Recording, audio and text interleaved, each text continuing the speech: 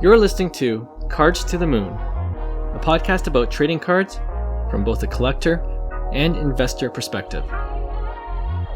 We hope you'll stick around for the ride as we take a deep dive into the state of the hobby, share some hot takes, hopefully some useful advice, and fun stories along the way. Hey guys, welcome back to Cards to the Moon. This is episode 283, and my name is Clark from 5cardguys.com. And you can also find me at 5cardguys on Instagram, Facebook, and on YouTube.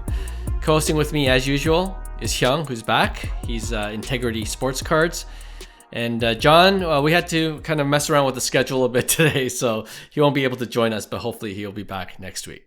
All right, off the top today, there is a monster card going up for auction at Heritage Auctions, and it's the dual Logoman autograph card of Michael Jordan and Kobe Bryant.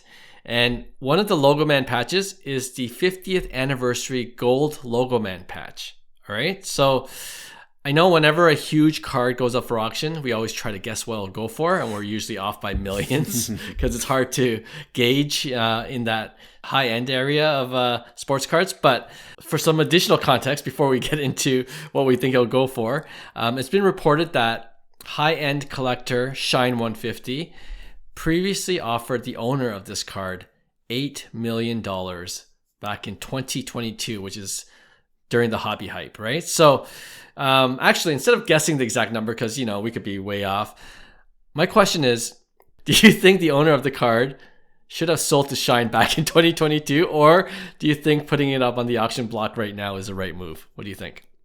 Oh man, the right answer, I think everybody would say, is that he should have sold. Mm-hmm. But after doing a little bit of research kind of into the card, yeah, it might go over $8 million. As crazy as that sounds. That is crazy. It's because we're not in the typical card market. We can't compare this stuff to regular card market trends because there are so many different things at play that if we use our hobby logic, it's worthless. Like there's no point. So one, I think just naturally we want to say that $8 million was probably high, and it might be a $5 million card. Mm-hmm. But after doing research, I think it's closer to, like, somebody would pay that $8 to $10 million marker. Right, it's insane. That's nuts. I mean, I think it's crazy, right? I think most people will think it's crazy, but the reason why I bring it up is it impossible? No, I don't think it's impossible. Yes. Just because of like what the market is doing now. I think John mentioned it in our chat.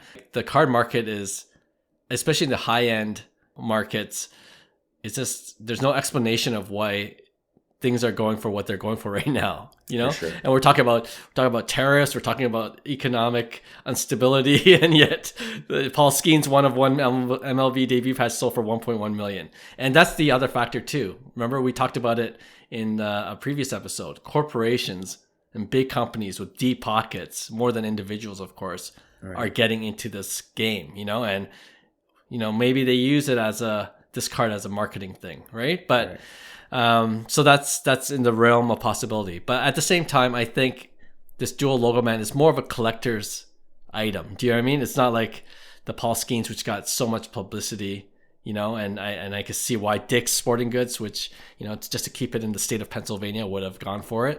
Right. So that makes sense. But $8 million is a huge number. I don't know if I'll top that. It's huge, and you could see this if you look at this as a 50-year market. Mm-hmm. There's a bunch of corrections to be had. Right. So it's like, yes, is it overpriced? Probably. Will somebody pay for it? Probably.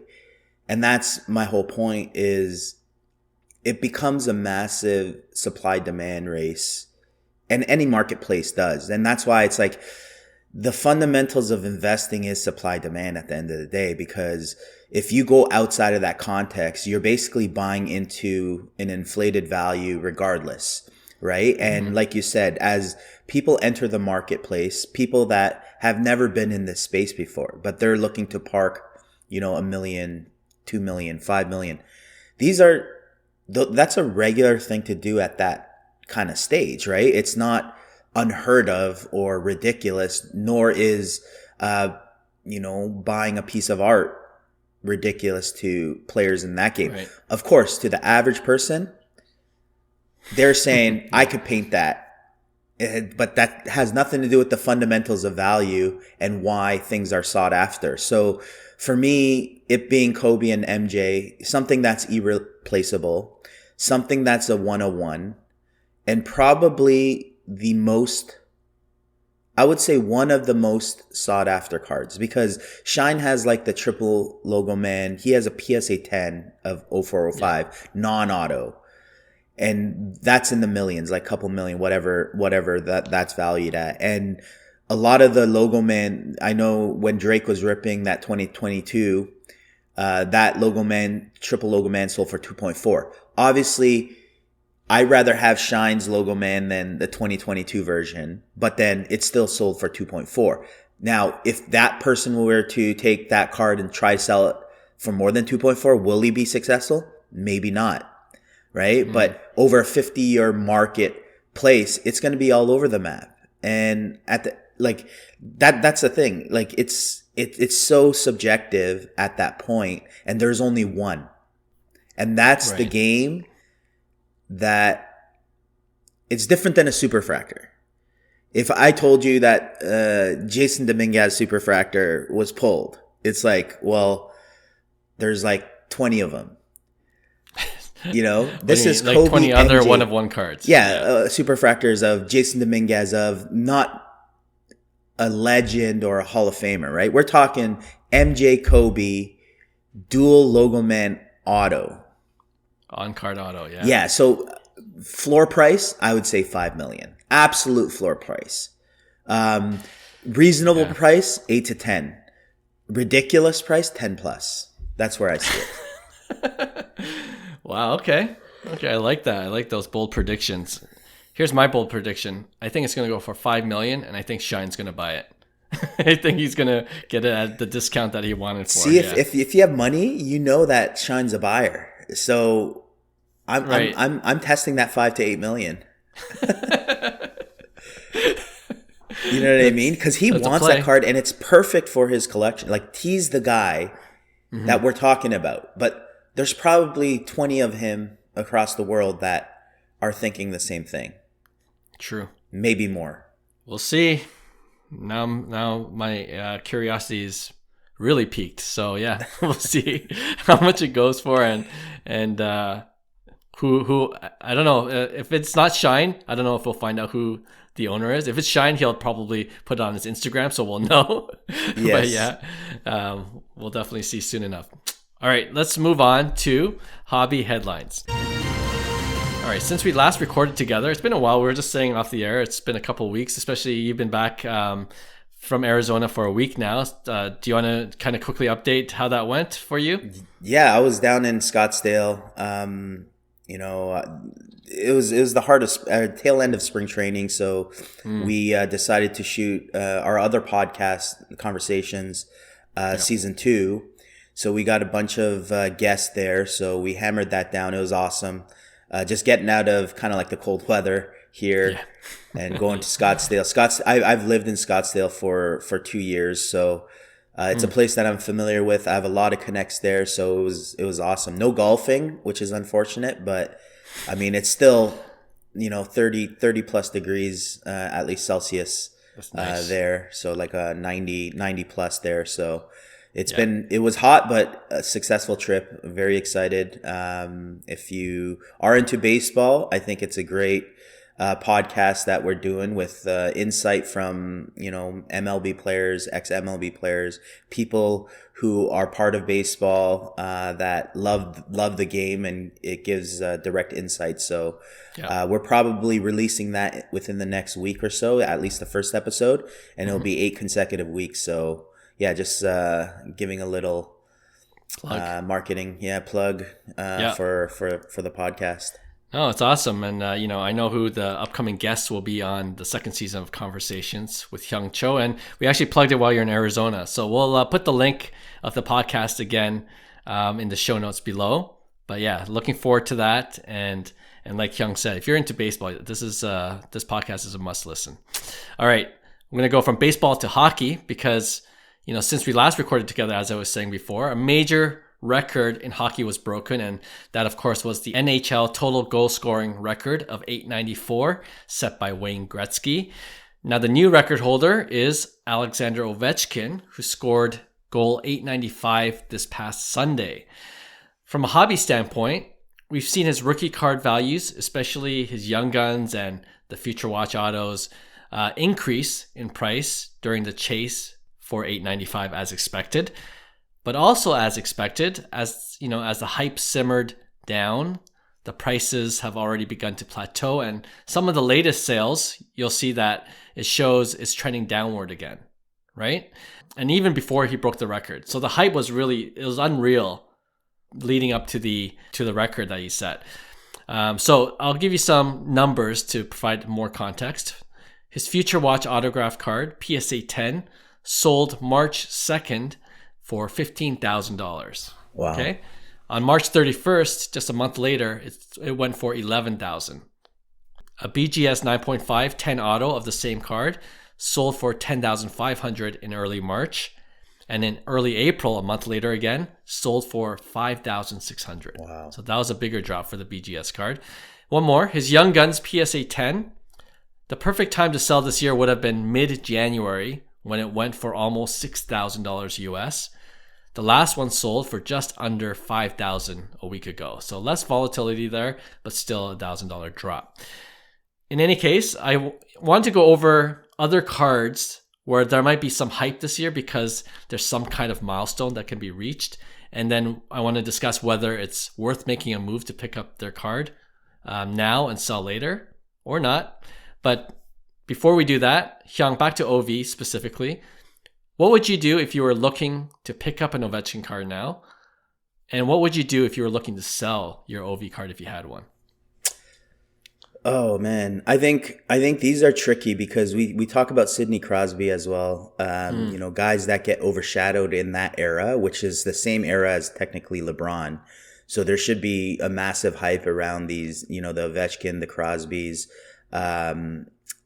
especially because Future Watch autos as well as the Young Guns weren't as mass produced as today's market. But obviously, modern cards become front center stage with our hobby, and these kind of get put on the back burner unless there are massive milestones like Ovechkin's record, breaking Gretzky's record, which is huge. And I think going back to your question, the hype obviously is the sell period. Even before that, we've witnessed multiple times of crazy milestones or big news updates, and this all stemmed from The Last Dance back in 2020 when that came out, because that started immediately triggering habits and emotions to buyers, right? And I think people use that as one of the fundamentals to decide whether or not something was a good buy or sell.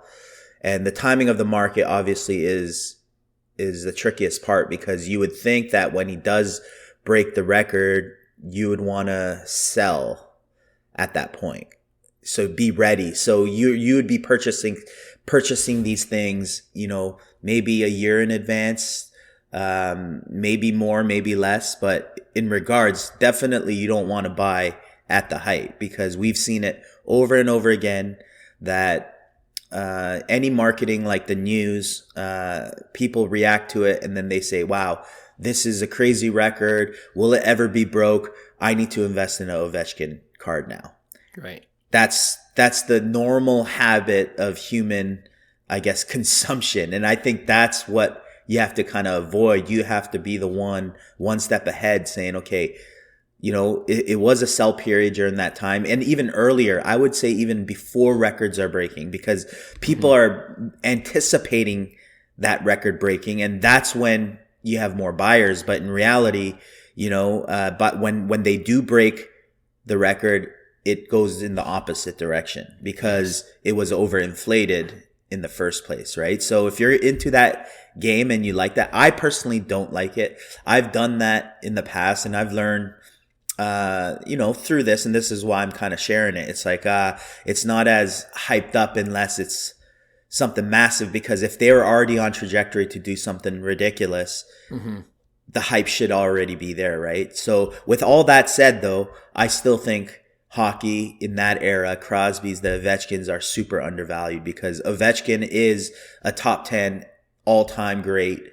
And I think in the long term, there's extreme value. So if you're looking at it at a bigger lens or a bigger scale, then I think Ovechkin is a buy. If we're looking at it in a short term, yes, absolutely. You're gonna probably lose if you bought at the peak. If you hold long term, I think you'll be fine. Yeah, I like that. Just kind of looking at the timeline, that's important, right? But yeah, to your point, like, this is the mistake I made with Aaron Judge. Remember when I had the refractor rookie auto 2013, right? Yeah, 2013, yeah. And it's almost counterintuitive that you want to hold until the record's broken. And that's not counterintuitive. That is the normal intuition. Right. The counterintuitive is selling before the record is broken. Right. And that's what I should have done. And it's also tricky if you want to put up an auction, which I did ultimately with Golden. You got to submit it beforehand. So you got to know when the auction ends, right? So you can't say I want to sell that for March, but then that means you had to have submitted in January or February and have that kind of foresight. Yeah. So, long story short, when I sold my Aaron Judge, I still made a profit out of it, but I could have gotten a lot more if I submitted even a month earlier, before he was going to break the record. Because by the time it sold, he already broke the 60 plus home run, or the whatever the New York Yankees record was, 62 right. And then it was like even a few weeks later after that record, but then things simmer down really quickly once the record's broken. And I think those milestones are important for someone's career, but that's the thing. It doesn't establish their career, because you're still like, when's the last time you talked about 62 home runs with Judge? It's been a while. Yeah. You kind of forget about it, and then you zoom out, and then after Judge's career, you're like, holy crap. Like, this guy is Nintendo numbers. Yeah. Right? Which, by the way, just throwing it out there, I still think Aaron Judge is super undervalued. There's some cards of Aaron Judge that it doesn't make sense, and I think it's a buy. Obviously, there are cards that are super inflated because of the supply demand, and those are the first liquid cards. I'm just throwing it out there. The things that Aaron Judge is doing is ridiculous, and you have to like the odds against it. He's not a 5'9" body. He's a 6'7" body, 225 plus pounds, probably 10% body fat. Like, to me, in your 30s, that's a sustainable body. You know what I mean? That's someone who takes care of his body. So for me, he could play well. And especially with technology kind of increasing, you just never know how that's going to implement in sports. Even LeBron James, he's playing, Ovechkin, he's 40 years old, probably his last season. But at the end of the day, that's what we're talking about here, is longevity of somebody's career. And to me, that's what I'm investing in. And what Judge is doing is ridiculous. I agree. To go off a tangent there. No, you know what? I was going to mention that because he's one of those cases where the hype was unreal during that chase for himself with the 60 plus homers, and then things died down. But the baseline has also increased because people are beginning to see what you're saying, that Aaron Judge is a very special player, and he plays for the Yankees, and all these other factors are coming to play. People are beginning to notice slowly that Aaron Judge can be this amazing player over his career. And I think that's why, he's been on my watch list, and it's not trending downwards. It's really creeping up again, you know? So people are beginning to notice. That's what I wanted to say. And if you want to pull the trigger, you might want to look into Aaron Judge cards again now. So Hyung and I, we both kind of went off on a tangent there about Aaron Judge. But I do feel that there are similarities, though, because it's in that with Ovechkin, it's in that period where we're talking about, all-time greats here, right? Same. So, exactly. Yeah. So I think it could be a good time, just going back to the Ovi question and putting a bow on it. I think if you plan to hold for the long term, I think it'll be totally worth it because prices are coming down for his sure. main rookie cards, and he's already established his career. Even more so than Aaron Judge at this point. So I think Ovechkin's a good buy, and he might go down even more in the offseason. That might be the time to pick up a nice Ovechkin card. And I think that will happen, because then you have to take in seasonal factors too. So those are things that I would ask myself if I'm in the market for Ovechkin is, do I believe in him long term? Do I believe in this pricing long term? And then from a short term perspective, it's like, when is the right time to buy this? Like, what's my target price? And then kind of look at it as a kind of like a seasonal way of, okay, we know that hockey's going to kind of die down, right? And then Ovi's contract ends next year and he most likely won't sign. So I'm guessing he's retired after next year. So it's like, those are factors that I'm like, okay, will the hype continue through the off season? Will it die down and then pick up again and then die down after he retires? If you're in long term, that's all you should be concerned about, is when is the cheapest price. And then at that point, your long term hold, just kind of go hold it for there and enjoy the ride. But like I said, Crosby is super undervalued. Ovechkin's super undervalued. Aaron Judge is super There's a lot of undervalued guys for what they've done in their career. And we're so overshadowed by modern cards that we've been saying this. Scarce, rare cards of legacy players, I think, is the way to go in this hobby long term. And I think whoever is in long term with OV is going to do okay in the long run. Yep. It makes me wonder, as you were talking about him not signing after next year when his contract is up, if he's close to 1,000, 1,000 goals, does he stay on 2 more seasons, 2.5 more seasons? You know what I mean? Physically, I think he could do it. Yeah, 40 plus goals this year in age 39. 40 plus, it's crazy. So, you got to be worried about the body a bit. I mean, sure. I'm more confident in Judge's era than kind of like that Crosby, Ovechkin, LeBron era, more so just because technology, like Judge is like in his younger 30s now. So he has another 10 years of technology that could potentially help him, or, more data that allows him to get more information to be able to take care of his body better within the next 10 years. So I like that going for Judge over the Same. previous generation. Yeah. I don't even know what they're called. I guess Ovechkin is same as he's born 1985.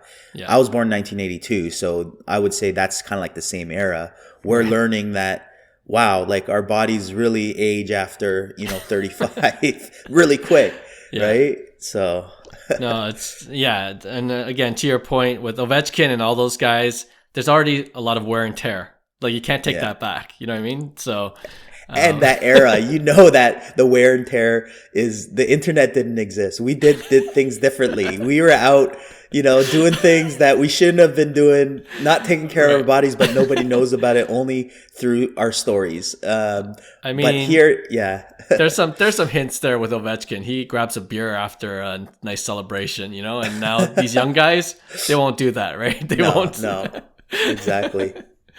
Anyway, before we end off the hobby headlines segment, I just want to go over some potential milestones that could be reached this year. And you tell me if you're like, this is a good play. I might pick up their card and maybe sell while the hype is getting closer to that milestone being reached by said player. Okay, so first, Mike Trout. I know he's hot button because it's all about his health. So far, knock on wood, everything's going well. 3 homers already. But he's getting close to the 400 home run mark. Is that a big deal, 400 home run mark milestone? And do you think that'll have any impact on card values as he approaches that 400 number? For me, 400 is not a significant number. It's a good number. You're there, but 500 is that number. 500 is the number where I would be like, okay, that's a significant milestone. 400 is a milestone. Don't get me wrong. I would not buy Trout because he hit 400. Fair. Right? the thing with Trout that it's not necessarily worries me. I'm just seeing based on his numbers, he's either this is how his career ends or it picks up. I'm looking to see more positive signs in stuff like his batting average. Like, he's a 300 career hitter. Mm-hmm. You look at people's careers and when they peak and when they die down and when they retire, it's eerily similar to Trout's career stats, where it's like, I could see Trout retiring in the next 2 years based on his stats. Whether or not that's the case, I've seen players that go through that struggle with health injuries. They can't get in the groove, and then they have a stupid season and then they're back on track. But a lot of people don't get there. And that's the question I have based on his career statistic numbers. It's almost like a mountain peak. He's a 19-year-old kid. You know, he had 220 his first year, whatever it is. A lot of learning lessons. He started really figuring out his second year. Pitchers started making adjustments. He made adjustments, and then he started peaking within that, 10-year span of his career. And then you look at the last 4 or 5 years, you're like, oh, this looks exactly like how a career ends up ending. Like, it's like that mountain peak and then the fall, right? So that's my only concern with Mike Trout, but he's done so much already within his peak career that he's still considered one of the greatest modern baseball players in our time, in our generation. Sure. And there's going to be a price point where I'm like, it's worth it, because we've all seen Trout's prices go bonkers, how much he's hyped. And it's almost like the Acuna. Like, when I got back into the hobby after, 20 something years, like, there's so much hype on Acuna. And then after that hype dies down, you're like, there has to be a price point where it's a buy now, right? It's like, I want to buy. And that's kind of where I sit with Trout. I don't mind taking a chance with him, but I don't think 400 is that number. If 500 is the number, then we're talking, okay, Hall of Fame numbers. 500 gets you in. I think he's a Hall of Famer regardless if his career ends. But this will kind of like solidify. I want to see him hit 500. So I'm still bullish on Trout. Yeah, I think it's definitely possible with Trout. And of course, health is always a factor. And I was looking up Miguel Cabrera as you were talking, just to see how his career kind of panned out. And Trout is 33 now. When Miguel Cabrera won his third MVP, he was 29-30. Okay, so things start to kind of die down a little bit. But at age 33, Miguel Cabrera hit 38 home runs, 108 RBIs. So he was still a monster. Then it kind of fell off.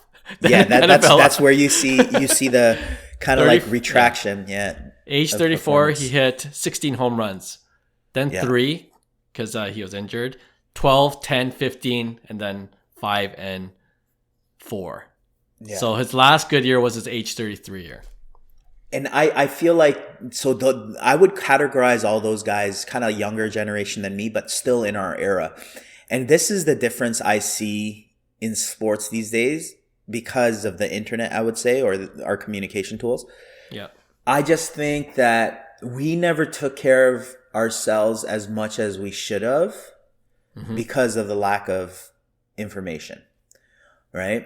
So in saying that, someone like I see Miguel Cabrera, what you just said, that's very normal for us to see a career like that. And then that's what we were talking about. And then the next few years, it dies down. Albert Pujols, same way. His years with, before he went to St. Louis before he went to Anaheim, his numbers were ridiculous. But as he hits that age where his body isn't as nice to him, and this is where I think our generation kind of doesn't do a good job, is after you find success, you become this veteran, this vet. Right. The reason why you were a superstar in the first place is, I'm telling you, the countless hours that you train, that you condition your body to prepare for the following season. But after that, Miggy, 33 years old, you just win MVP, you just hit like whatever you did, you're probably going to Mexico. You're probably going on a cruise somewhere to kind of just chill. Yeah. You've been in the big leagues for 13 plus years or whatever it is, and you're just on cruise control. You've made hundreds of millions of dollars. You're just like, life is great. But this is where the difference between the Aaron Judge and the Pujols and the Cabrera, I think there's enough technology, and I don't see Judge, based on what I see today with the media, everything, there's standards now on these athletes. Mm-hmm. Even Vegas is in on sports way more than it used to 20 years ago. So I think from just the development standpoint, from that age 30 to 40, you're going to see higher performers than you ever did 10 years ago, 20 years ago. Sure. Right? Just because of what I've talked about. So that's why someone like Aaron Judge becomes a lot more interesting to me than a Mike Trout or someone who's in that era. And I know that's very specific, and obviously there's a lot of variables to that, but that's kind of what I've seen. Yeah. But I would argue, and we'll go on to the next player, but Mike Trout is 33, Aaron Judge is 32, so they're pretty much the same age, but Mike Trout has been in the league much longer than Aaron Judge, right? So, let me ask you a question really quick. You look at the bodies. Yeah. And you say, okay, who's going to perform in the next 5 years, Trout or Judge? I don't like either of their bodies, but What? You don't like Judge's body? He's too, that was my primary concern back then. He got injured because he is so big. He's so powerful. You remember just that one swing he missed, that on that one pitch he missed, he got an oblique injury. Mm-hmm. And I think what I would argue now is that what you were just saying, I'm sure he's taking care of his body much more because he's learning from it. Right. Mm-hmm. So I'm not as scared as I was 3-4 years ago. Let's just say that. Right. So, but if I'm going to choose, I'm going to choose Aaron Judge because he seems sturdier. Trout is more stocky. I mean, he has a lot of injury issues already. So yeah, I would choose Judge over Trout for sure. But yeah, that was just a question. I would choose Judge too. Because what worries me is the body. That's what, if you look at every big league career, like even Miggy Cabrera, Pujols, you telling me Pujols' number is not a direct correlation with his physical ability from the age 33 to 40. It was definitely a physical, he played like he was 50. That's why everybody said, this guy's 55 years old or whatever he is. It's that's what you get, right? In that era, at least. In that era, yeah. But Trout is in the same era as Judge now, right?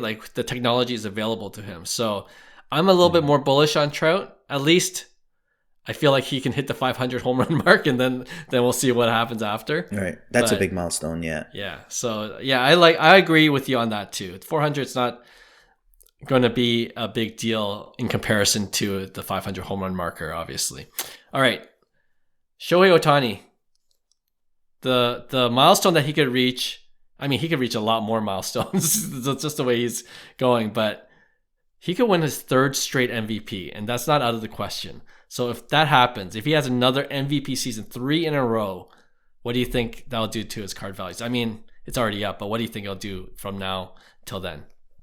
Man, it's like Russian roulette. I'm telling you, it's just a matter of when it stops. Yeah. And that's what worries about. It's not that he will stop anytime soon, because he's proven over and over again, this guy is getting better and better and better. But with baseball, you just never know. And we've seen both. Obviously, because we've had opportunities to invest in Ohtani, and we've missed at that floor pricing. But then our excuses were always injury, or is he going to sustain it? And then what if he's a 5-time MVP in his career, right? So that's crazy. Yeah, it's crazy, and I want to see him reach his third MVP before he's 30. I think. You're now talking about he's 30 now. So yeah, so he has 2. So if he wins MVP this year, it's 3 MVPs by the time he's 30. Yes. And 4 of those years were in Japan. Right. Which is insane in itself, or 3 years, whatever it is. I still think he's way overpriced, but he wins another MVP. I'm telling you, even his base cards like that maybe that's the play where you go, cheaper cards that are undervalued that is bringing the rest. Of course, the rare cards are going to be a massive, supply demand monster that holds value. And that's the whole point of a marketplace. It's buyers versus sellers, buyers versus availability of what's available, supply. So for me, it's if Ohtani is doing Ohtani things in front of, millions and millions and millions of people in Japan and in the world, and there's only a 25 of his orange refractor and Bowman, to me, that is almost like a bulletproof for holding value. It wouldn't tank unless something substantial affects his career because of the supply demand. So with that said, I think there's a lot of opportunity still on Ohtani, as crazy as that sounds. I think his paper, Topps Series 1, card number 700, like there's paper parallels that are still cheap in my opinion. But some of the more expensive stuff is just ridiculous. Like it's like we seen a red ink, and we talked about this on the pod in previous years because the question was, would you rather have that white box, 101 or a red ink auto? And then this is what we're talking about. You've seen both kind of go in different directions, but a PSA 8 red ink or something like that sold for like a PSA 6. Yeah. So 13K. And obviously 13K. And you know what that owner's going to do. He's probably going to crack it out and then do an authentic auto 10 on the auto.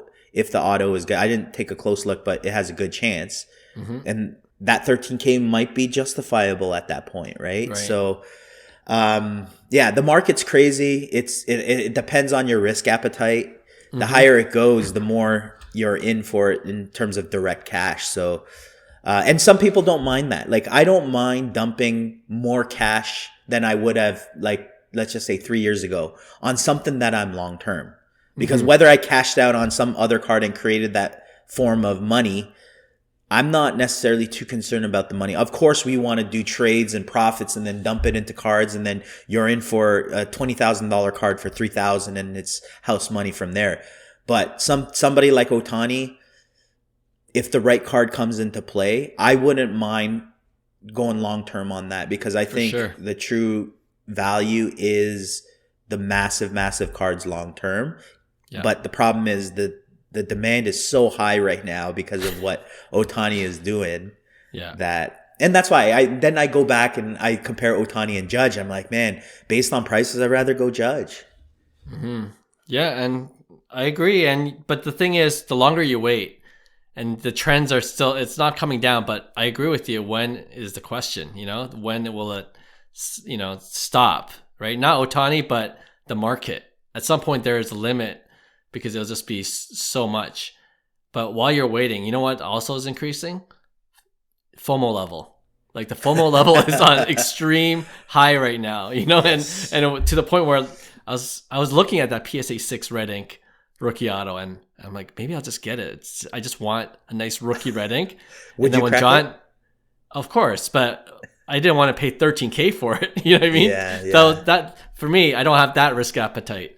$13K for a PSA 6 red ink. Because at the same time, you don't know what, even if you want to go to BGS and hopefully for a better grade, it's hard to say why it got a PSA 6 as well. It might be something that you can't see in the photo, right? 100%. So all those factors, too risky, but that's where I'm at with the Shohei Ohtani rookie cards. I got to look for really low grades of his key rookie cards if I want to, with the cash I have now, that's what I can afford. But yeah. All right. One more baseball before we kind of pivot to two other players from a different sport, and we'll go through these more quickly. Clayton Kershaw. I know how we feel about pitchers, but Clayton Kershaw is one of the three, along with Scherzer and Verlander. that have cemented their legacy. But he is approaching 3,000 career strikeouts. He's only 32 away. He's on the IL, I believe, right now. So when he does come back, I believe this season, it's well within reach. 3,000 career strikeouts. What do you think? So Kershaw is someone that I always said, if he's healthy, I like him better than Verlander almost as a career, but that was the issue, is his health, right? Being able to pitch innings, and his numbers are kind of showing that too. Is like last year he was injured. Over the last 4 or 5 years, he's logged less than 150 innings as a starter, which he's never done in his career pre-COVID. So to me, it's like he's pitched way less in the last 5 years. So we'll say post-COVID versus pre-COVID. His numbers are just as good. The problem is his health. So yes. For Kershaw, I think 3,000 strikeouts is a massive milestone just regardless. And just to put into perspective, remember Nolan Ryan's part of the 5,000 K club, just to put into perspective. So Kershaw is now approaching, 35 years old. 36 it would be, right? 36? Yeah, 37. So he would definitely hit that 3,000 strikeout mark. But in terms of like pitching career and card value, I think he's definitely a buying opportunity, but I don't think that milestone is necessarily going to bump him up of any sort. I think Hall of Fame, when he does, I think that's probably the next bump you'll see, or retirement Hall of Fame. We realize how good Kershaw's career was. But yeah, like I said, it's the market is dictated on current kind of impact. So all these players we talk about, they were legends when we were kind of like, not growing up, but like we've watched for the last 15 years. Sure. Yeah. And these guys were the GOATs. But then they're not the GOATs today. People rather, buy Victor Wembanyama, Fernando Tatis, Vlad Guerrero, Juan Soto, Acuna, right? Yeah. Yeah. I agree. I think his prices right now, the 3,000 career strikeouts are baked in. I think that's already set. It definitely has been creeping up in terms of value, because when I saw his BGS 9510 base first Bowman auto, it was at $300 to $500. I'm like, I don't want to spend that much. But now it's like $2,000 or something. You know what I mean? Like it's gone up steadily. But I think the 3,000 career strikeouts are baked in, and I agree with you 100%. The Hall of Fame around that time is probably when you'll see the next significant bump, if any. All right, 2 more.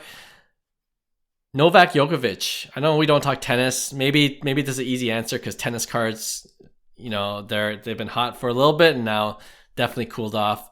He could win his 25th major at any time. Just needs to win one more. He's at 24. And that will, he already has a solid career. But do you think a 25th major is a significant milestone that will impact card values for him? I don't know tennis well. But I would assume that it's very similar to what we're talking about here. So I would say that long term there's value in it, but I don't think these milestones will necessarily, or at least significantly, bump. Maybe when like 10 years from now we look back and we see the trends, we see that slow kind of like bump. Yep. Oh, when he had his 25th major, then it's like you see a little bump, but you don't see it right now. And because of tennis and the popularity of collectibles in the tennis marketplace, I don't think we're going to see anything significant. Nor if he did, would I be a buyer? No. That's the thing. It's like and maybe I'm biased because I collect baseball, and I would never collect tennis for the sake of collecting it because somebody hit a milestone, right? Because what I learned, at least from my collecting habits, is if I'm not personally like emotionally invested with it, I will sell it. Sure. You know what I mean? So I've noticed that with whether it's F1, whether it's, Marvel, whether it's Pokemon, I don't have that tie where I'm just like, this is worth holding, or I cherish this card. And I see that as in tennis as well. Like I just don't, and this is super biased, so I apologize to the tennis fans and vice versa, because they might say the same thing with baseball. Right. It's like, well, it's just a flip for me, right? So, I don't see any milestone in tennis necessarily taking over unless something absolutely like newsworthy, front page of all sports happens. Yeah, sure. I think with Djokovic in particular, I think when he retires, there might be a bump. But yeah, I'm aligned with you in terms of his 25th major. I don't think it'll be a big deal in terms of card impact values. All right, last one. It's kind of similar to Ohtani's 3 straight MVPs, but Patrick Mahomes, if he goes 3 in a row, Super Bowl, threepeat, what do you think that'll do to his card values? Oh, man. Now here, this is a little different because I feel like Patrick Mahomes and football would be kind of like what we're talking about on the other side, because you still have kind of like that young quarterback who is following in the footsteps of Tom Brady. I think everybody in that side of things is looking for the next Tom Brady. Mm-hmm. And they tried to force it out of Mahomes over the past few years, and then this is why there's so much volatility in football, is because they're trying to make Mahomes into Brady.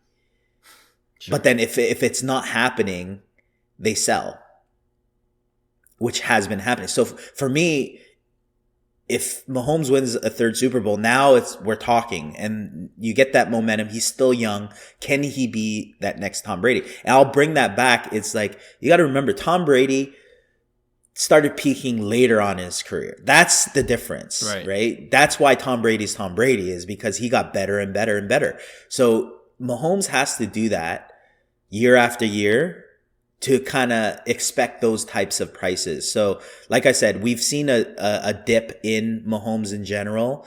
And we've always said Mahomes might be a good buying period over the last 2 years that, we said, and we've seen kind of the opportunities it presents itself, because I think during that COVID 2022 hype, Mahomes was one of the chases. He was so overpriced. Him, Luka, I would even put Zion in that category, as crazy as that is. But those are the guys that people were looking for. And then you had kind of somewhat of a crash, but now more of a correction. So I like Mahomes more than all of the guys that you've mentioned. And I think a 3rd Super Bowl will definitely impact his prices more so than the others you mentioned.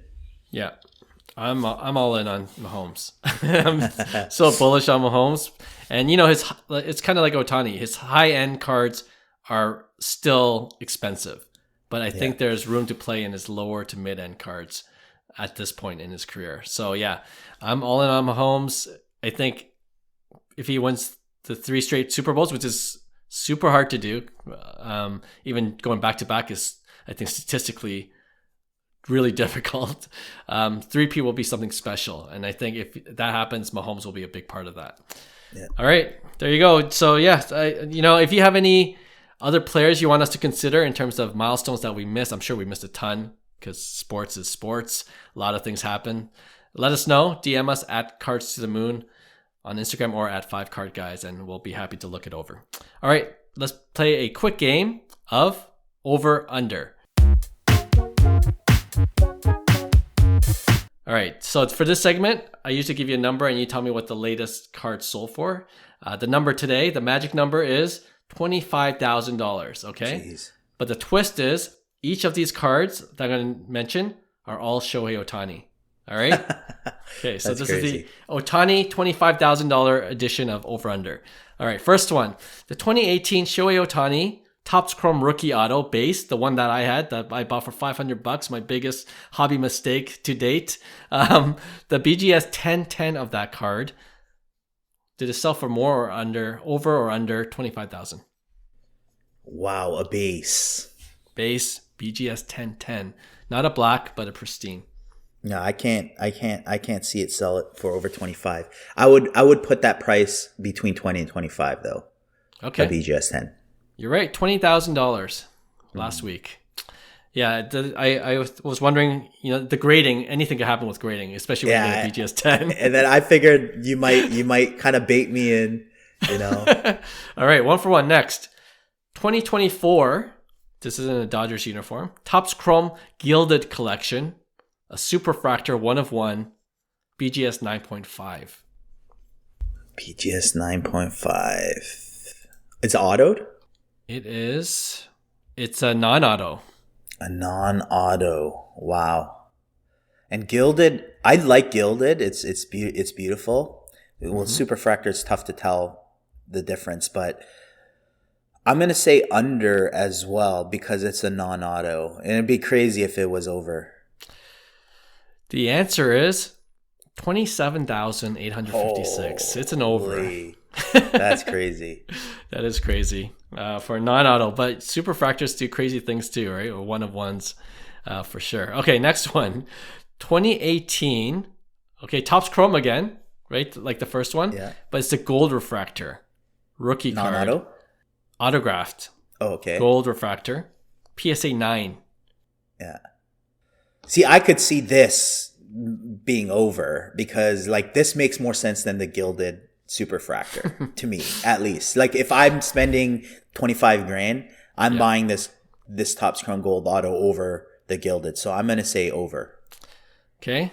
You're not using your hobby logic brain. It's 23,182.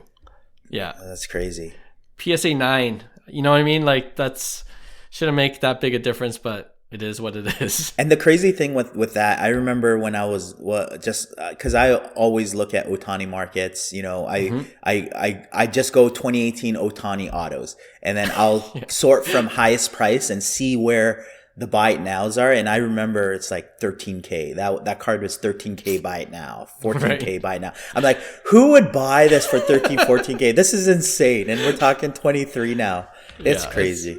It is crazy. It's for next time we play this game, it might be 35,000 is the number that we talk about. All right, 2 more. 2018 Bowman Chrome Rookie Auto Blue Refractor autographed, right? Numbered to 150.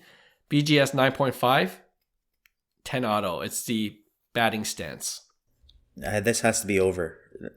Because I would say this is the second most desired Ohtani card. I'll put the Topps Chrome either third or fourth, maybe fourth or fifth. Sorry. 1 sec. Okay, yeah, it is a batting auto. Yes. Yeah, so like that's I would say is pretty highly desired. I'm gonna say this has to be over. It is over 29,280. So that was the easy one. All right. And the last one, 2018 Bowman Chrome Orange Refractor rookie card, numbered to 25, of course. It's a jersey number, 17 out of 25. Non-auto, BGS 9.5. If the gilded Superfractor sold 2024 in Dodgers uniform for 27, it'd be insane for this to sell less than that.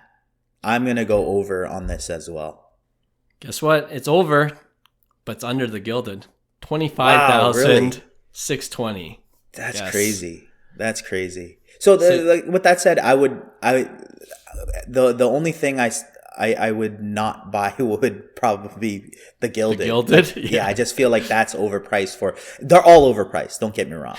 But in terms of they're overpriced. They're overpriced. Yeah. They're underpriced. They're overpriced and underpriced. I don't even know what the Ohtani prices anymore. They're both. Yes, they're both at the same time. All right. That's our segment for Over Under today. Let's end off with our regular weekly segment we call Pick One. And as usual, do you want to start things off for us? Yeah, I'm gonna make John proud and go hockey because just our conversations, I guess, with the whole Ovi record goal scoring kind of got me looking at future watch autos again. Yeah, and it's kind of mind blowing because I feel like who is the next Ovi? Who's gonna remotely come close? There's not a lot of guys that I would say okay. I would say maybe Austin Matthews and Leon Draisaitl, probably two of the trajectory. They're both 27 years old and they're both on pace. I would say they would have to do this for the next 12 years as well, which is crazy, right? So, but nobody else would be on that trajectory. So what Ovi has done is pretty spectacular. Mm-hmm. And his Future Watch Auto, BGS 9, recently sold for $4,150. So Future Watch Auto BGS9, which is a tough grade. And, you know, it's numbered to, I believe, $9.99, but there's not a lot of well-graded, I would say, pop counts of this, right? Mm-hmm. Just in general. So that sold for $4,150, a BGS9 Auto 10. Would you rather pay $4,150? So that sold April 9th. Or would you spend $4,300? So pretty similar price on the 2016 Austin Matthews Future Watch Auto. PSA 10. Oh, yeah. So PSA 10 Austin Matthews, $4,300. Future Watch Auto. Or the OV BGS 9 at the same price at $4,150. I'm going to make this quick and simple. I think the BGS 9 at $4,100 of Ovechkin is a steal. So I'm going for the value play. I think $4,600 is good for Matthews because it's been a lot higher and it's come down drastically. And maybe it's because we're in the Toronto market too. Everything's overpriced for any Maple Leafs player. So I like the 4,300 number as well for Austin Matthews. And actually he's on my watch list because, you know, that's a hometown bias for sure. If I'm going to get a Matthews card, it's because I'm a Maple Leafs fan. But if I want to hold one in the vault for a long time, give me the BGS 9. And if it goes down any lower, if it does, crack it out, submit it to PSA. That BGS 9 had great subgrades, by the way. It was a 9.9 and 9.5. So to me, it's a borderline min gem. But again, with grading, guys, it could go anyway. Yes. So it could be a PSA 6. So just throwing it out there. That's right. Could go either way. So what are you doing? Oh, man. The right answer is Ovi. But if Austin Matthews scores like 70 goals in a season, I could see people kind of like getting excited. You can see Toronto Maple Leafs fans getting excited, yes. Yes, Toronto Maple Leafs. Whoever's paying $4,300 for this card right now is getting excited. Because I could easily see that going to like that 10K marker. We've seen it with current players like Connor McDavid, you know. Sure. And more of the modern type players. Like I said, it's that lull period of Ovechkin, Crosby era, Lidstrom, like all those guys, they get no love. Mm-hmm. But these modern hockey players, I think there's going to be more volatility. I think the hype with Ovi's died down a bit. And as crazy as that sounds, this is almost like picking Wemby over, you know, like a LeBron or something like that, right? So it's kind of like the same scenario where the right answer is OV, but I'm still going to use hobby logic and go Austin Matthews. There you go. PSA 10. I could see that. For a short midterm flip, for sure, Austin Matthews has more potential. All right, you said Wemby. So that's my pick one because I've been looking at Wemby cards recently again because I kind of forgot about him with the injury. And this is what happens. I'm like, oh, I wonder if his prices have gone down. So it's, you know, it's still up there, but I'm going back and forth with just Prism. His Prism rookie card where he's in front of a curtain that we all made fun of, but now it's attractive all of a sudden. That card, the white Prism, okay? Number to 175, PSA 9, right? It's listed for $3,000 right now. Okay. Or for $3,000, would you buy the Topps Chrome Refractor rookie auto where he's doing the prom pose? And the Refractor auto, I believe, is on card, but it's not numbered, but it's a Refractor, PSA 10. It's not numbered, eh? Not the refractors, no. That's interesting. Not the silver refractor types, yeah. I'll throw that out there. I think I hate when they non-numbered it because sometimes refractors, so the normal refractor auto for Topps Chrome would be $4.99. Right. Sometimes a refractor non-auto might be less than $4.99. Sure. Just put the damn number on. You know what I mean? Especially now, if it's under, yeah. Yeah, if it's under. If it's over... But I don't see that they produce 1,000 refractor autos. That means like that seems a little high for the Topps Chrome Wemby, right? But it is an auto. Here's the thing: autos are very interesting in basketball compared to baseball, compared to hockey. 100%. And that's what kind of gets me. Autos never stuck in basketball as well as they do in baseball and other markets and even hockey.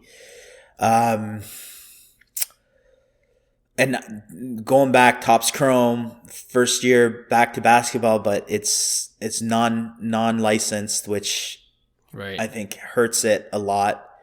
White Prism's really nice, but then it's non-autoed. It's PSA 9. What's the peak on that price if Wemby does stupid stuff? Ah, man. And then what's the other one graded? PSA 9 for the White Prism, PSA 10 for the Topps Chrome Refractor. I'm going to PSA 10 auto. Wow. I just think the autos are undervalued. And even though Wemby has a lot of autos, I think I did a total I did a total count on the autos. I think it was similar to Steph Curry, his rookie year, as crazy as that sounds. So to me, I thought the autos were massively overproduced on Wemby's. But if you look at the Steph Curry rookie auto market, it's strong, right? Because the demand is still there. Now, I could be wrong on the numbers. That's from quick glance. But I think the auto is the right play in this situation. My old me would have picked whatever the trend was. So basketball, autos aren't that popular. Now, autos are popular in the earlier years, but then in Prism, they kind of took a dump, right? And then certain sets, they're popular, like optic autos I love because they're on-card autos for the most part. Mm-hmm. And then Prism autos I hate because they're sticker autos for the most part. So it's this trend of back and forth, but I think for Victor Wembanyama, I'd rather have an auto than a non-auto. So that would be my kicker. And because it's a PSA 10, I like the liquidity of it. I would get full value for that when the time is right. I'm going to go Wemby auto. Yeah, I can't argue with you, but I keep going back and forth. And right now, if you ask me right now, if you have to buy one, I might go the White Prism. I can't believe I'm saying this. And it's for the reason what you already mentioned it. I don't get the basketball market in terms of valuing non-auto Prism cards, rookie cards, over the autograph, right? So, and this is on-card auto. So, if you ask me next week, I might go back to Topps Chrome Refractor to tell you the truth. But right now, the White Prism is kind of a color match with the black and white. You're not going to get the Black Prism because that's the 1 of 1, right? So, the only other color match, and you know how I'm big into color match, it's got to be the White Prism, but there's also White Wave and White Sparkle. So, if I think about it more, I might go back to Topps Chrome Refractor to tell you the truth. So that's a hard one, but I'm slowly, it's one of those things where if you can't beat them, join them. I don't get the basketball market, the collectors crowd for basketball cards, but it just seems that, and Prism, you're not going to see any more Prism rookie cards that are licensed soon enough once the license runs out. So Victor Wembanyama might be the last superstar with a legit Prism licensed rookie as well. So, I'm going to put this up on the poll when this episode comes out. We'll see what people say. And it'll be interesting. Good. All right. Thanks again for joining us for another week of Cards to the Moon. We'll see you guys on Friday for another brand new episode. Talk to you then. Bye. Hey, thanks for listening to Cards to the Moon. We'd really appreciate you subscribing to our podcast wherever you listen to your podcasts. And you can also connect with each of us on Instagram at 5cardguys, or you can follow Hyung at Integrity Sports Cards, or John at TradeU at Recess. You can also check us out at 5cardguys.com. Thanks again, and hope to connect soon.